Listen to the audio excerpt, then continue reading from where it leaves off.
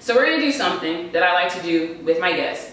I like to do rapid fire questions, but because we're gonna switch it up a little bit today and do something different. So I have this little segment that I want to do with you, and we're gonna have to figure out a better name for this because it's pretty weak. 5 things I learned about you on social media. So we're gonna have to work on that because it's kind of weak. But these are some of the things that I learned about you. So we're gonna go through this quickly, and I want you just to say a comment about them, about what I'm asking. So like, do you want me to say just a word? Yeah, just something quick. We're gonna go through it quick. Whatever's the first thing that comes to your head, okay? You ready? Are you scared? No. You're not scared? All right, let's do this. You used to play the violin. Do you still? No. No, okay. You're a bit of a scholar. I got a chance to check out a couple of your report cards. How do you balance being a full-time athlete and a student? Of course, school comes first, so knock school out the way. And then whatever time I have left, depending on whether I go to the gym or I have to do stuff at home, that's all I have for school. Okay. I mean for basketball. Okay. You've said on Instagram a few times that your best friend is a girl. Is that true? Yes. Okay. You own a pair of Kanye West shoes, which we've already talked about, and you said that it was worth it buying those. Okay. Yes. So I got the answer for that. And the last thing that I noticed that you do a lot, and I wonder, have you got any flack or anything from that? And I love this about you. You acknowledge God all the time on social media and just in general. Yes. So none of this will happen without me. I like that. Don't you love it? Don't you love it? Now you guys understand why I like spending time with this young man, because he's just, yeah, he deserves all those shoes and everything that he gets because he's smart. He's smart. Okay, so now we're gonna switch gears a little bit.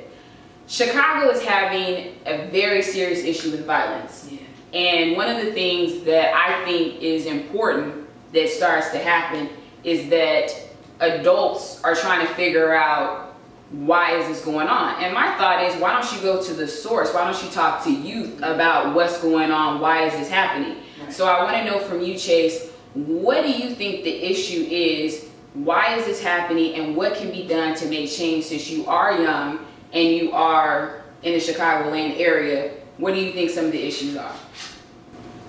Well, it starts at home. Parents, fathers not being around. Like here in my house, I have a father, a mother.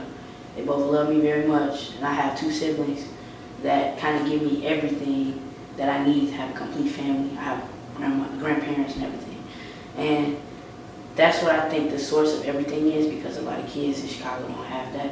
Okay. Like a perfect family. We're not the perfect family, but it's an example of a great family. And if you spend some time with us like you have, you'll know that my family is great and they treat you like your family as well. So that's, I think that's the main source, is family around the violence. So Okay. yeah. So then, and I know that you don't have all the answers, so I'm not trying to say that, Chase, you have to come up with the answers right now. Right. But so for kids that do not have that family structure like you do, what do you think are some things that could help? Because if you don't have a parent present, it's not necessarily, you can't change that if you're a kid. You can't make your parent come back. Right. So what do you think are some things that could be done for young people that are having those kinds of issues? Well, I think that kids that are having those types of issues, of course you can't change it.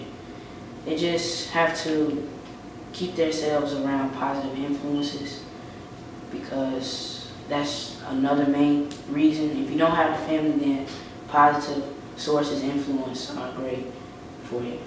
I agree. I think that's great. I want you to now, Chase, you're no longer a basketball player for just a second, okay? Okay. All right?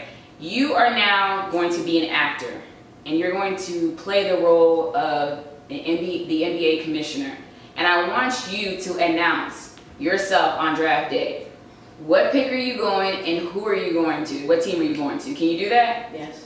All right, so whenever you're ready, take it away, Commissioner. With the #1 pick in the 2021 draft, Chase Adams will go to the New York Knicks.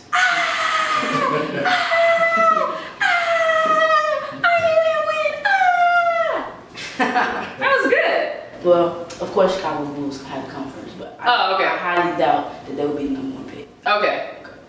I like that. That was good. So, did you watch the draft this year? If you could give an award for best dressed, who would it go to? Jabari, of course. Okay. Jabari's a friend of ours too. We have love for Jabari, so we'll give him the best dress. Do you have a runner-up? Andrew Wiggins. Yes, I did. I like that. And I don't think just anybody could pull that flowers off, the flowers on the black. I think I'm just being a little biased because Jabari my man. Right. But Andrew Wiggins, I like what he had. I did too. I thought that was sharp. Jabari was just real classic. Yes, classic. I like that answer. Very nice. When the day comes for you, your name to get called, what will that mean to you? It means a lot. It means that all the work that I've been putting in is starting to pay off. Of course, you gotta put more work in, 10 times, maybe more, while you're in the NBA. But once you get your name called, it's just crazy. I already know. It's gonna be a blessing because I know it's gonna happen eventually. And it's gonna be fun too because I have all my family support. And I know that I'm gonna be called with my best friend, my boy best friend, Kizo. He's gonna be called with me. Okay. And we gonna go at it in the NBA. Okay. Alright. Yeah, and we gonna beat him all the time. Okay. You're not gonna beat me. Okay. Just wanted to put that out there. If you watch this, Kizo. Boy, he's calling folks out. I like it. Well, for She's Got a Show, I am your host, Akisha Lockhart. You know me, but who are you? I'm Chase Adams. And that's a wrap. She's got a show. She's got a show. She's got a show. She's got a show.